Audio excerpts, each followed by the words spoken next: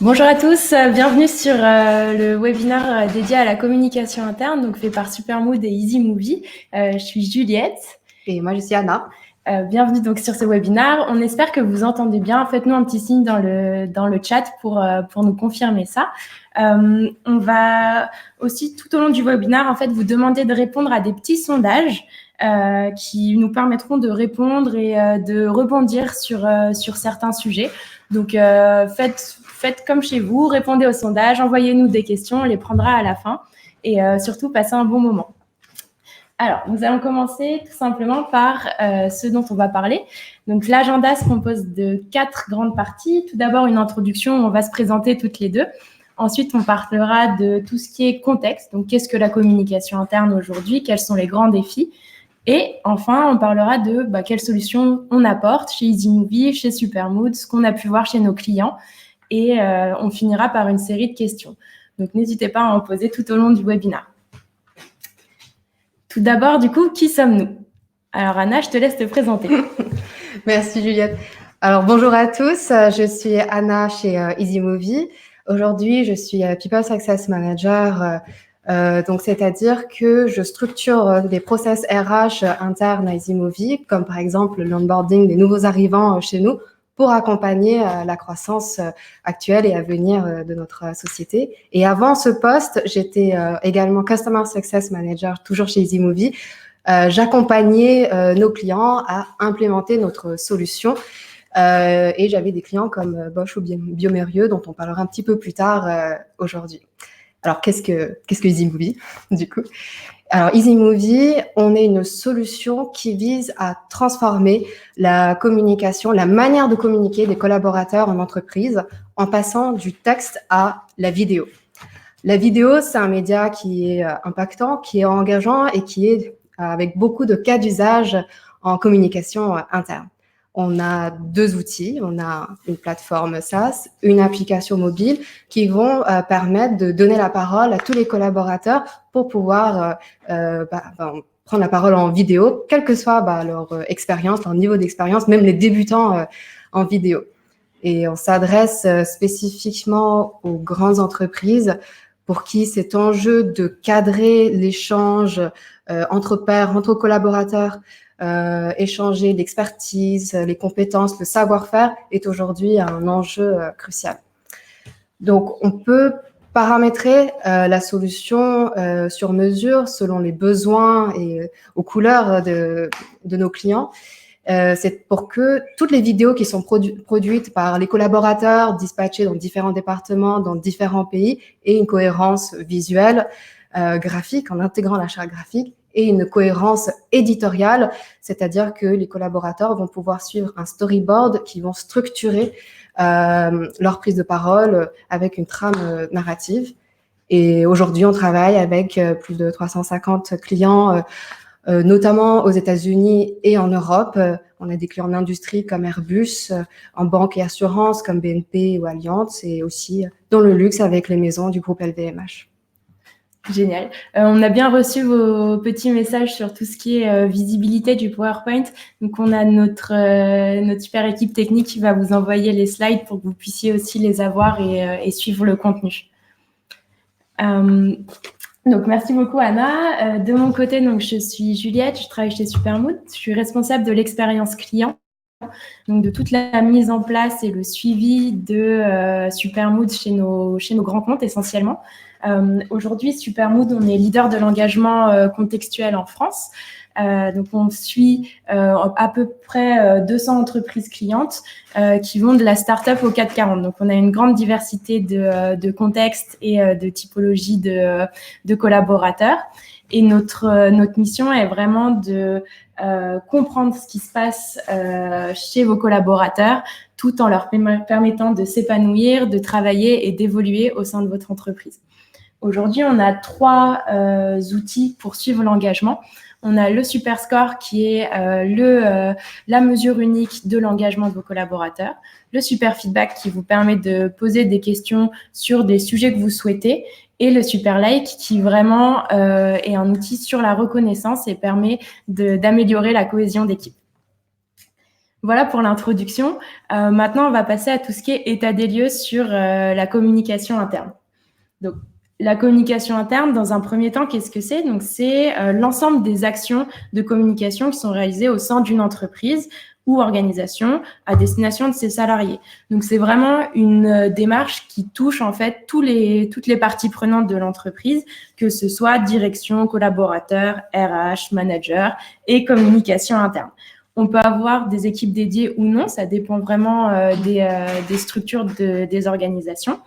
Et ce qui est important aussi à savoir, c'est qu'il y a une multitude en fait de types de communication et on va essayer de les classifier pour s'y retrouver.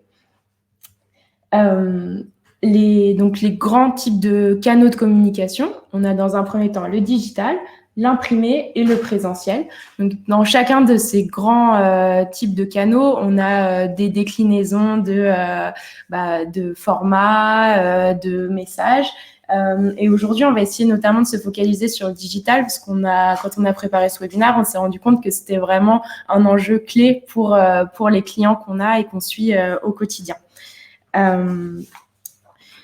Du coup, on a aussi essayé de partager avec vous, de catégoriser en fait les types de messages.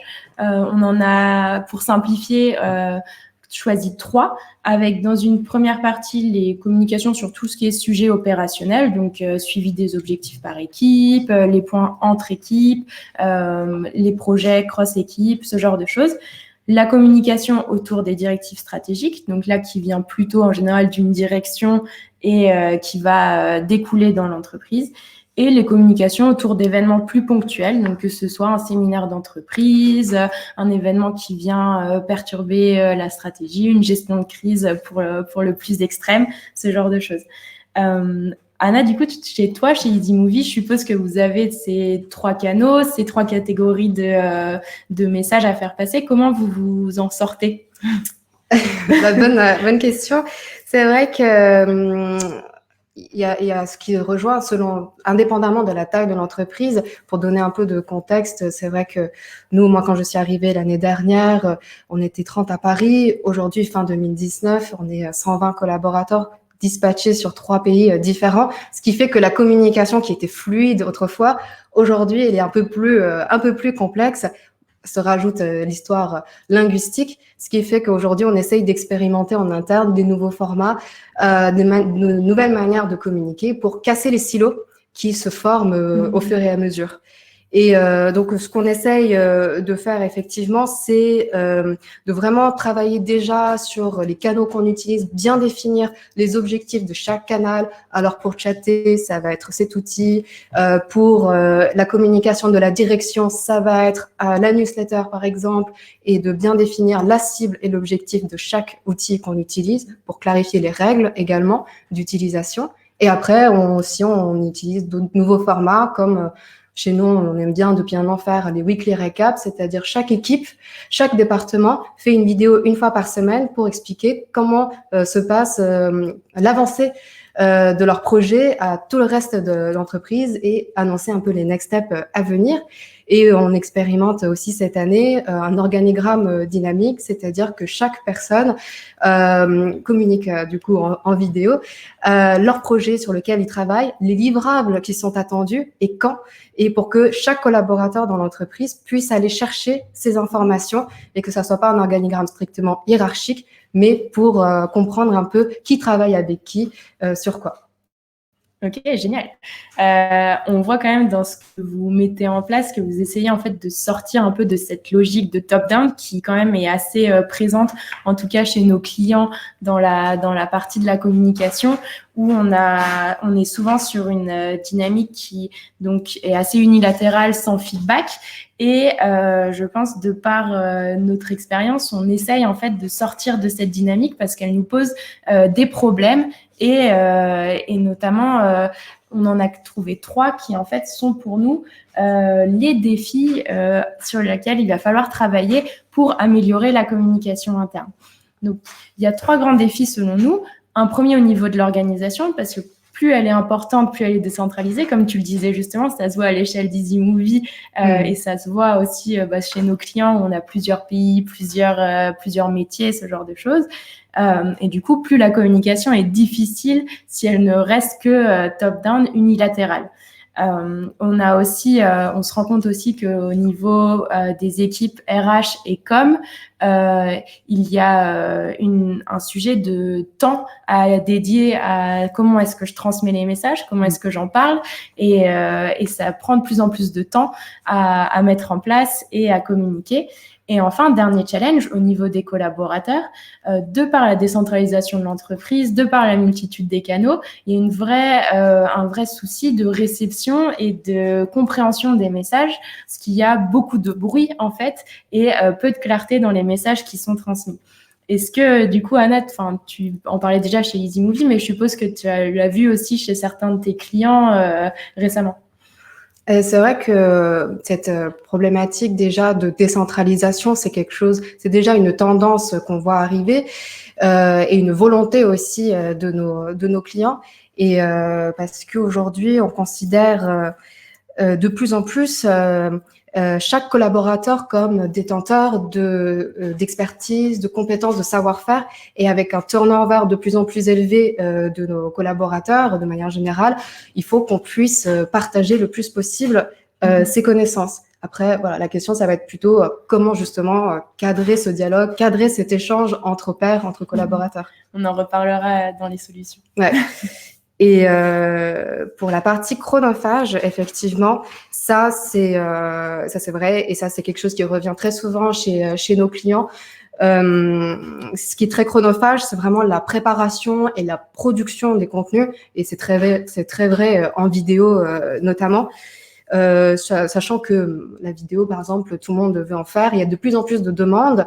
Et par exemple, donc chez notre client Biomérieux, il y a au siège à Lyon un très beau studio où le service formation utilise pour produire les vidéos de formation. Sauf que de plus en plus, ils reçoivent des demandes de la communication interne, de RH, et du coup, et en plus pas que de la France, mais de différents lieux, ce qui fait qu'aujourd'hui, ils ne peuvent plus répondre à tous ces besoins aujourd'hui. Okay. Compliqué du coup.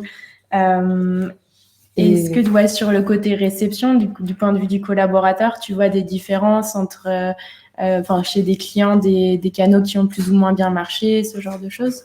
C'est vrai que pour le contenu aussi, ce qu'il faut vraiment travailler, ce qu'on essaye de travailler aussi avec les clients, c'est de réfléchir pas seulement sur le contenu, mais sur le canal de diffusion de ces différents contenus. Selon le canal qu'on va choisir, on ne fera pas exactement le même contenu. Ce qui est le cas, par exemple, en vidéo, une vidéo diffusée sur un réseau social interne, une vidéo diffusée sur un LMS, par exemple, ça sera pas du tout les mêmes formats, les mêmes tonalités, et du coup, l'impact forcément sera pas le même. Le même contenu ne pourra pas être dupliqué sur les différents canaux. Okay. Un LMS pour nos...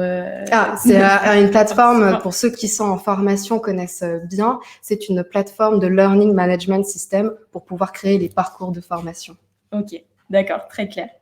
Donc voilà, sur le constat, en gros, on se dit que c'est de plus en plus compliqué en fait de communiquer les messages au sein des organisations.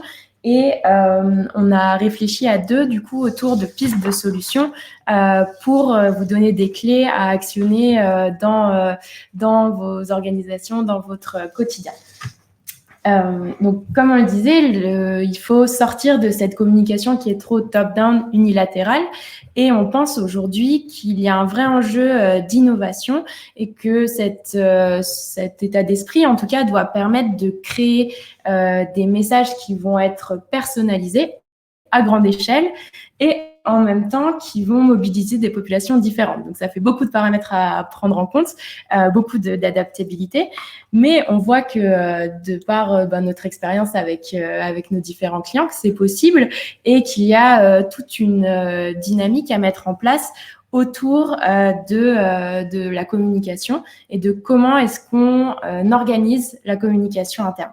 Notamment autour de comment est-ce qu'on passe de l'unilatéralité, donc du top-down, à une boucle de feedback autour de vos messages de communication. Donc, c'est à partir de cette boucle-là qu'on va travailler avec 3 grandes parties. Une partie sur la mesure, une partie sur l'éditorialisation et une partie sur le dialogue. Donc, l'idée, c'est vraiment de sortir de cette unilatéralité pour rentrer dans une boucle avec des retours. Par ailleurs, n'oubliez pas, il y a un petit sondage qui est parti pour vous. Donc, si vous vous rendez sur l'onglet sondage, vous pourrez voir les différentes questions pour que derrière, on puisse rebondir également sur vos réponses. Donc, on repart sur cette boucle de feedback. Comment est-ce qu'on rentre dans cette boucle de feedback? Quand on en a parlé avec Anna, on était toutes les deux d'accord pour dire qu'il fallait partir sur une première, en tout cas, idée de mesure pour comprendre ce qui se passait en fait dans la communication interne, parce que vous communiquez déjà sûrement tous, et donc il faut faire un espèce d'état des lieux en fait de votre communication interne. Comme pour toute communication, on a de la mesure quantitative et de la mesure qualitative. Je suppose, Anna, que sur vos vidéos, vous avez plein de données que vous surveillez. Est-ce que tu peux m'en citer 2-3 qui te semblent primordiales? En vidéo, donc on regarde donc beaucoup de différents indicatifs qui sont d'ailleurs les mêmes, hein, pas forcément que pour la communication interne, mais qui sont aussi valables pour la communication externe. Et donc pour la vidéo, quand vous les publiez sur les réseaux internes, il va y avoir toutes les interactions générées. Après, pour la manière ce qui va être plus difficile, c'est comment analyser, comment challenger tous ces indicateurs qu'on a face à nous. Et donc, par exemple, on a tendance au début à se concentrer sur le taux de like, le taux le taux de vues, par exemple, le nombre de vues. Voilà. Par contre, quand on comprend un peu le mécanisme de nos réseaux, on comprend que, par exemple, le nombre de vues n'est pas forcément toujours valable comme donnée. Par exemple, si vous utilisez YouTube en interne, par exemple, la vue est comptabilisée dès la 3e seconde, ce qui fait que votre message, si la personne arrête au bout de la 3e seconde, c'est comptabilisé comme une vue, mais le message n'est pas du tout passé. Donc, pour la vidéo, ce qui va être beaucoup plus intéressant, ça va être le taux de visionnage. Et alors là, le taux de visionnage, ça va être un peu différent aussi selon la cible que vous allez avoir. Plus la cible est précise, bien sûr, plus le taux va être plus important. Et par exemple, par rapport à nos expériences à nous, sur LinkedIn, par exemple, quand on s'adresse à une cible plus large, nos vidéos, le taux de visionnage moyen, c'est à peu près à 40 secondes. Par contre, en interne, on est à moins de 1 minute 30. Et c'est à peu près la moyenne qu'il y a. Et du coup, par rapport à ce taux de visionnage, c'est ça que vous allez analyser et du coup structurer vos vidéos pour que vos messages soient plus directs dans votre manière de communiquer. Il ne faut pas perdre du temps. Et du coup, pour être sûr que votre message se passe chez vos auditeurs. Je rebondis avec le positionnement de Supermood par rapport à ça. C'est vrai qu'aujourd'hui, chez Supermood, c'est assez clé pour nous d'être bon sur la communication interne. Et donc, c'est une métrique qu'on surveille énormément. Donc, chez nous, ça correspond à un taux de participation. Donc, à quel point les collaborateurs répondent au sondage Supermood. C'est vrai que lorsqu'on met en place la solution, c'est le taux de participation qui va être notre indicateur de succès dans les premiers mois pour s'assurer qu'on puisse avoir une représentativité forte de la part de tous les collaborateurs. Et d'autant plus que dans Supermood, on peut regarder ce taux de participation sous différents angles et donc voir quel est le taux d'adhésion, en tout cas à l'outil et à la démarche autour de l'engagement. Aujourd'hui, on a un taux de participation qui varie de 60 à 70% sur tous nos clients, donc on a une forte adhésion et c'est quelque chose qu'on valorise énormément et que du coup, on peut se positionner comme un nouveau canal de communication même au sein des entreprises. On joue aussi chez Supermood sur les deux côtés avec à la fois du quantitatif et du qualitatif, parce qu'on a une possibilité de faire des questions fermées et des questions ouvertes, et nos clients l'utilisent beaucoup. Notamment pour tout ce qui est balancer le côté quantitatif où parfois on se retrouve avec, comme tu disais, un nombre de vues ou une moyenne qui est un chiffre sans contexte. Et donc, on utilise le qualitatif pour contrebalancer un peu cet aspect quantitatif pur et dur.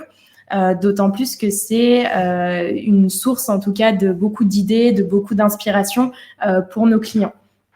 Et je voulais vous parler également de une campagne de sondage qu'on a mis en place récemment autour de la communication pour justement évaluer en fait votre impact et l'efficacité de vos messages, de vos canaux.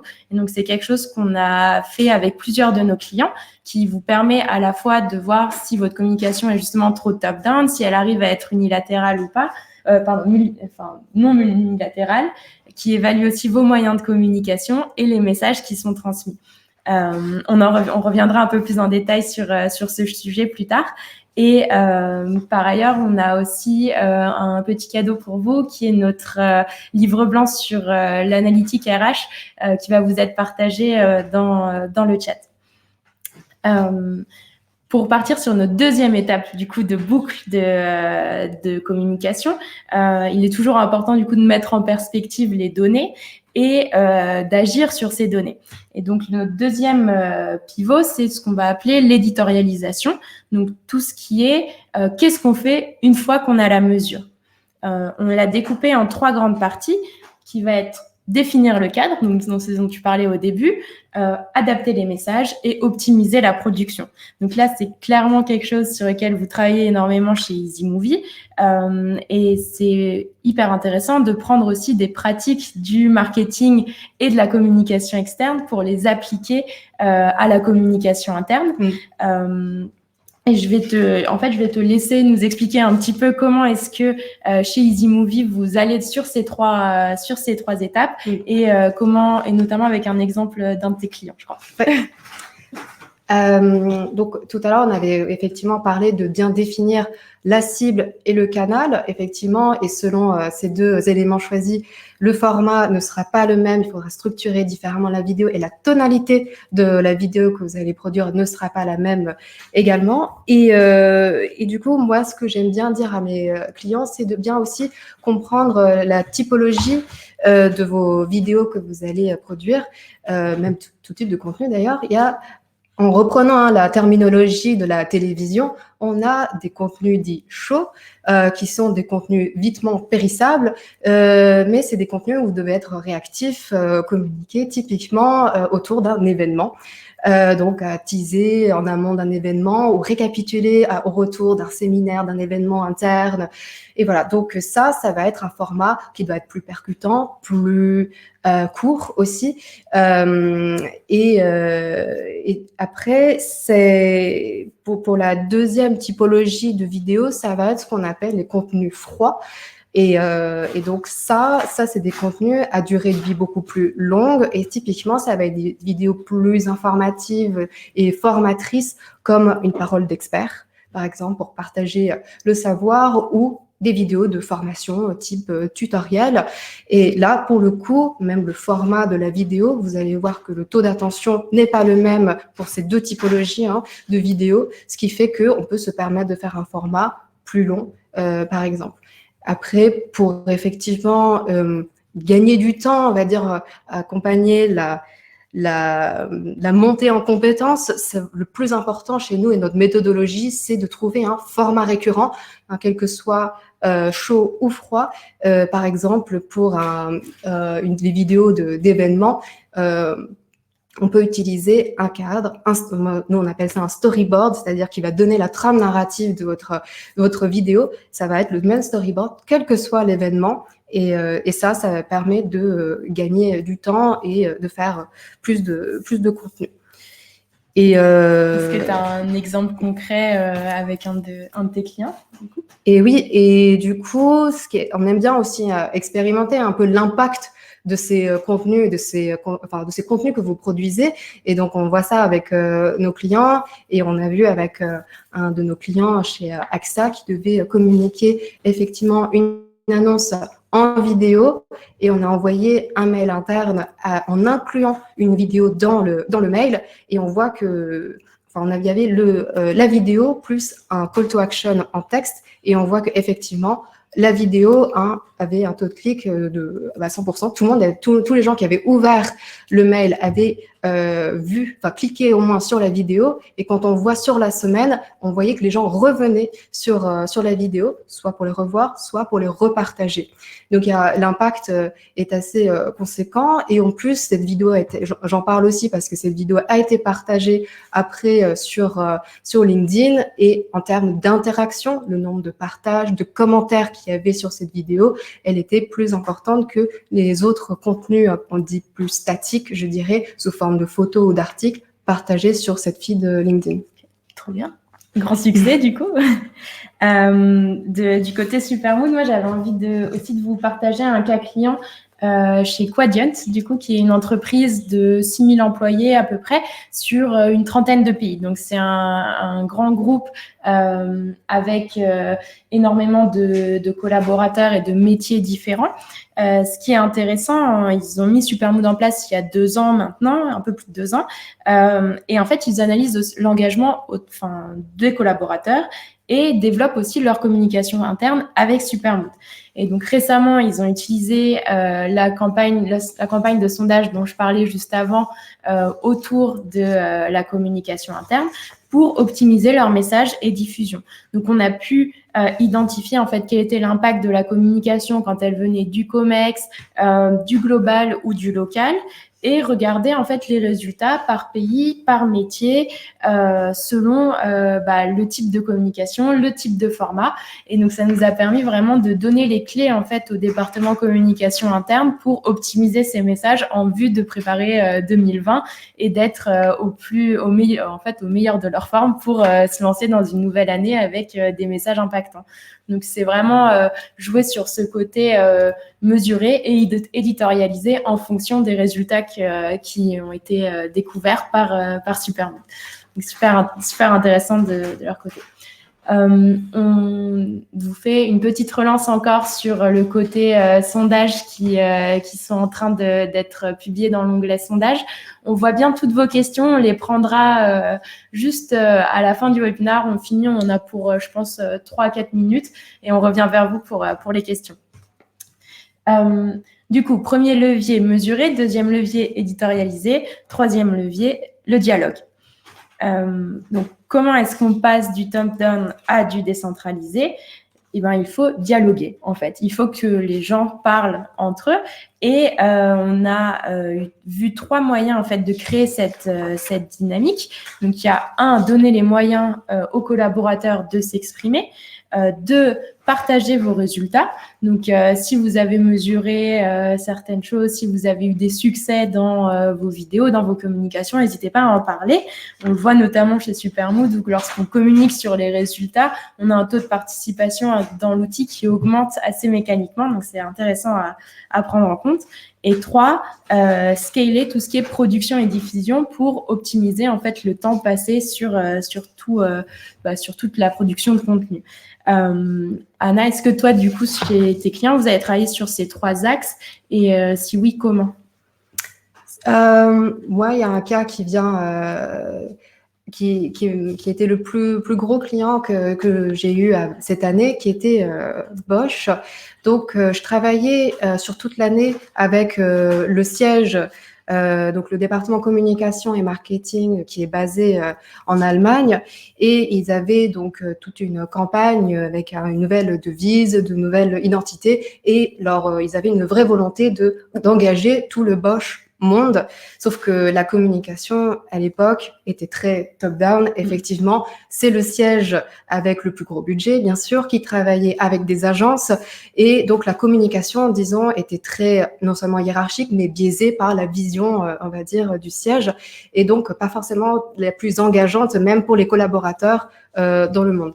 Donc, ils nous ont fait appel à nous et leur enjeu était de vraiment comment donner plus de visibilité, comment donner la parole à nos collaborateurs, répartis sur, je vais pas dire les 5 continents, mais les 4 continents, et pour que tous les collaborateurs puissent voir ce que font les uns les autres. Et donc, on a piloté ce projet depuis l'Allemagne et des collaborateurs répartis sur plus de 30 pays ont eu notre outil pour pouvoir présenter les projets locaux, les événements locaux en vidéo. Et tout a été partagé sur leur intranet et leur YouTube interne. Et ce qui fait que il y a tout juste un an, tous les contenus ont été produits par le siège en Allemagne. Aujourd'hui, en novembre, on vient de faire le bilan. 50% des contenus sont aujourd'hui produits par les pays en Asie ou les plus petits pays en Europe, des pays qui n'avaient jusqu'alors pas forcément le budget pour produire tous ces contenus, et notamment les vidéos. Donc ça, c'était un peu avec eux, on a vraiment essayé de construire ce cadre justement pour permettre, donc en leur mettant à disposition un cadre visuel avec la charte graphique, un cadre narratif avec 4 trames narratives que les collaborateurs devaient suivre. Ils étaient guidés pour pouvoir montrer ce qui se passait. Génial.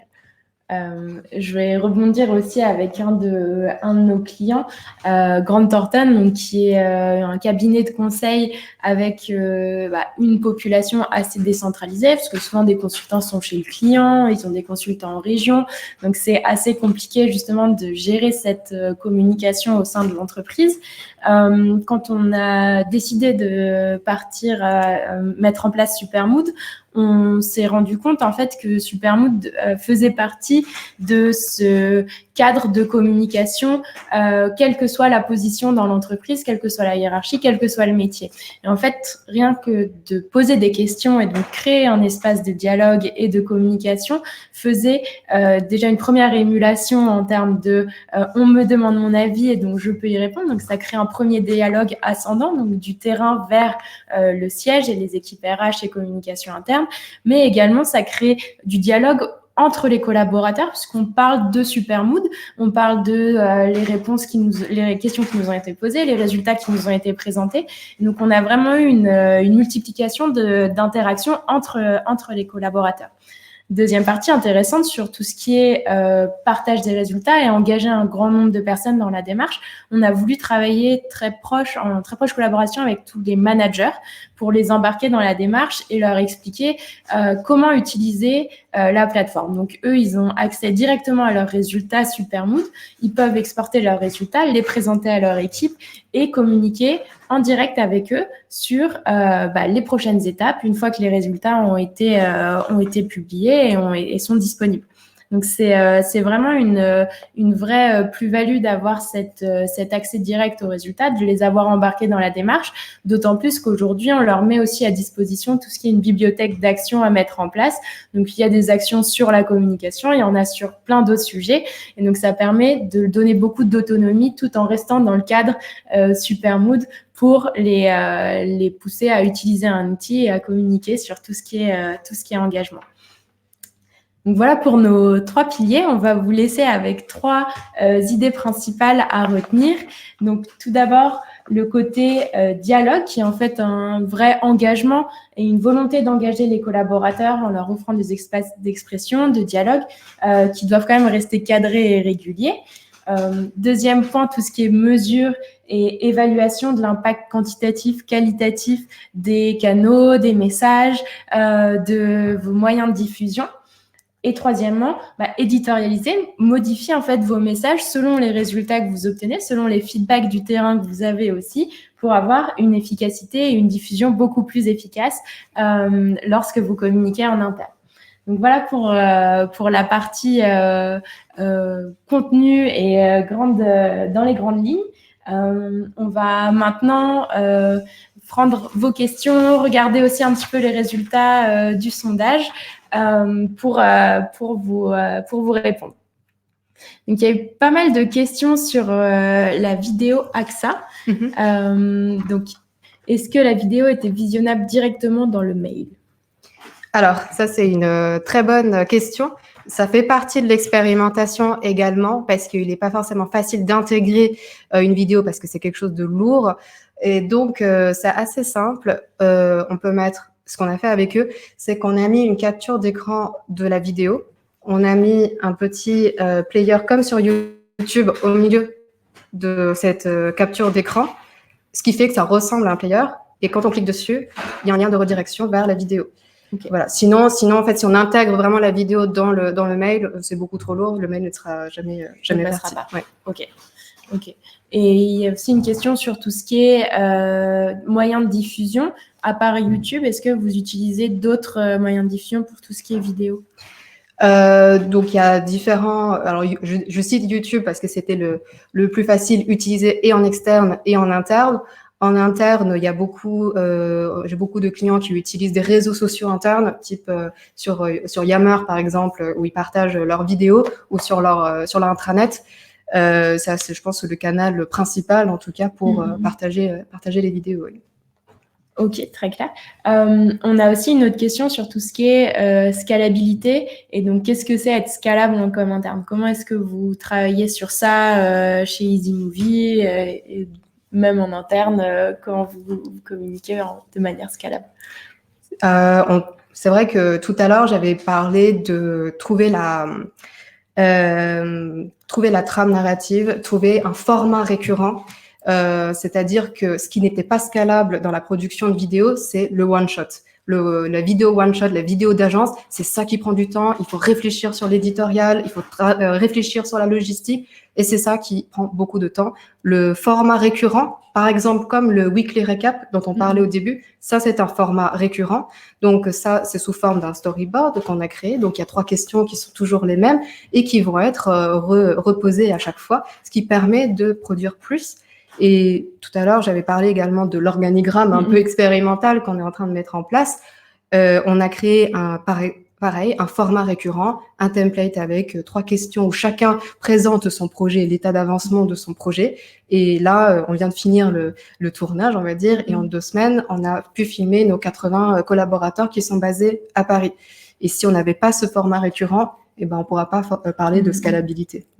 On a la même chose chez Supermood dans la mesure où si on n'instaure pas un rythme régulier ou en tout cas un format qui se ressemble et qui se répète, on perd en termes d'efficacité parce qu'à chaque fois, il faut changer le messaging, il faut changer la manière dont on s'adresse aux collaborateurs. Donc, on essaye d'anticiper au maximum et de rester sur des pratiques qui se répètent et qui restent les mêmes dans le temps.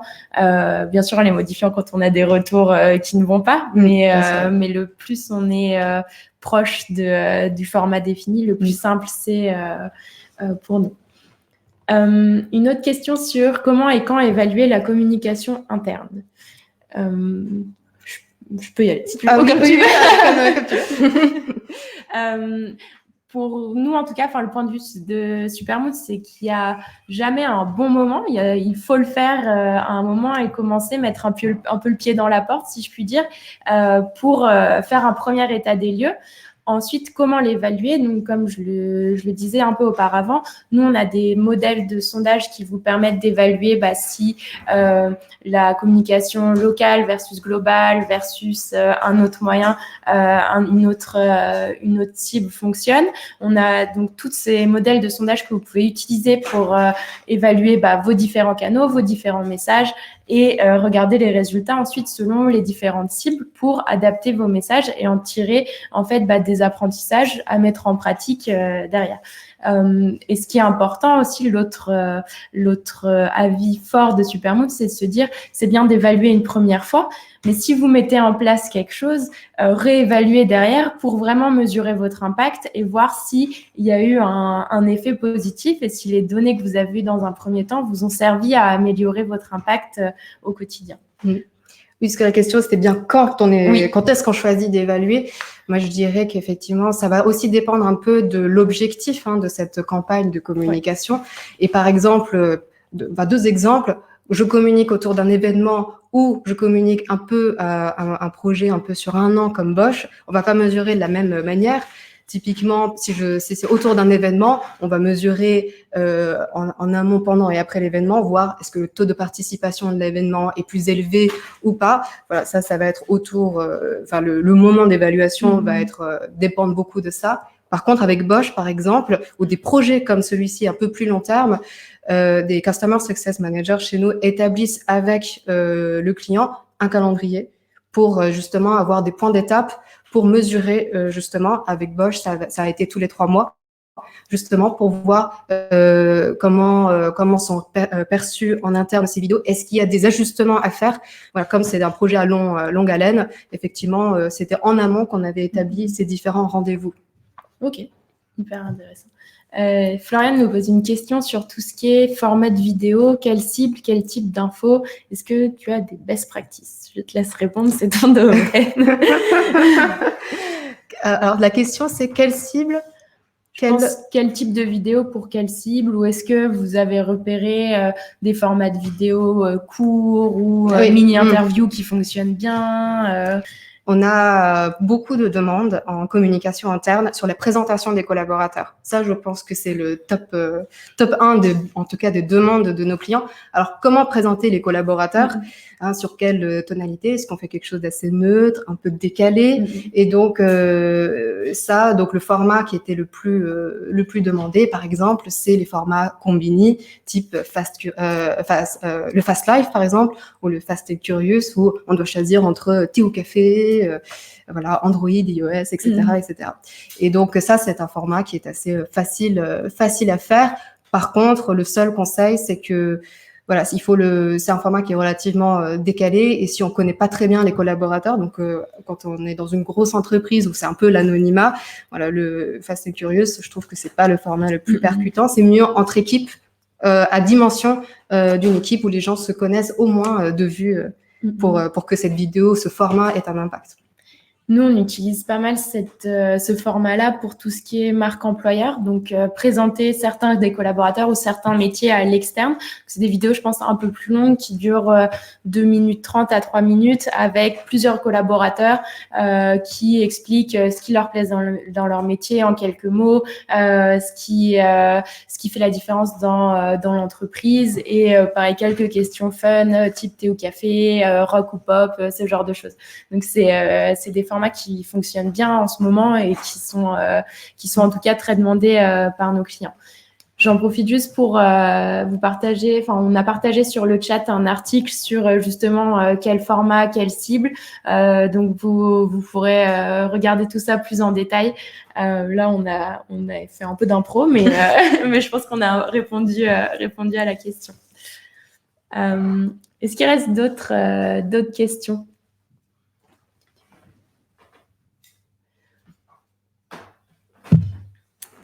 Bon, a priori, tout a l'air bon. En tout cas, n'hésitez pas à nous écrire par la suite. On est disponible pour vous répondre plus tard. Également, il y a la possibilité de noter le webinaire quand vous vous déconnectez. Et est-ce que le lien de blog a été partagé ou pas? Il est un peu plus haut dans le chat, a priori, mais normalement, il devrait être là. On peut le repartager. On va faire ça tout de suite. Du coup, avant de partir, n'hésitez pas de noter le webinaire pour qu'on puisse s'améliorer et vous partager toujours plus d'informations plus pertinentes et plus intéressantes. Ça nous permettra d'être meilleurs par la suite. Et un grand merci pour votre présence. Et on espère que ça vous a plu. Merci à tous. Au revoir.